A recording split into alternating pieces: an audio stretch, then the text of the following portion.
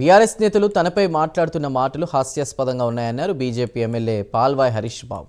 ఇక సిబిఐ అంటే బీఆర్ఎస్కు ఎందుకంత భయం అన్నారు. కోర్టుకు వెళ్ళింది బీఆర్ఎస్ నేతలే కదా అని అన్నారు. బీజేపీపై బీఆర్ఎస్ అభాండాలు వేస్తోందన్నారు.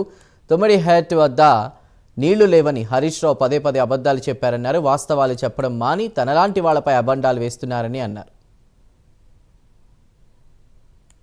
కాళేశ్వరం ప్రాజెక్టు విషయంలో అవినీతికి పాల్పడలేదనే నమ్మకమే మీకుంటే మీరు కోర్టు కూడా పోయేవాళ్ళు కాదు. జ్యుడిషియల్ కమిషన్ ఇచ్చిన రిపోర్టు శాసనసభలో పెట్టద్దు అని హైకోర్టులో లంచ్ మోషన్ పిటిషన్ వేసింది మీరే.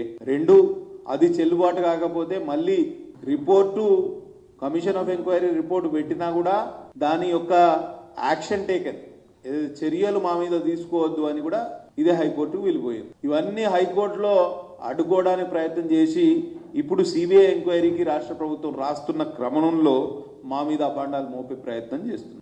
వీళ్ళ వ్యవహారం చూస్తూ ఉంటే వీళ్ళకు అత్తదిట్టినందుకు బాధ లేదు, తోడికోడలు నవ్విందనే బాధ ఎక్కువగా కనిపిస్తాను. ఇవాళ నేను నిన్న అసెంబ్లీ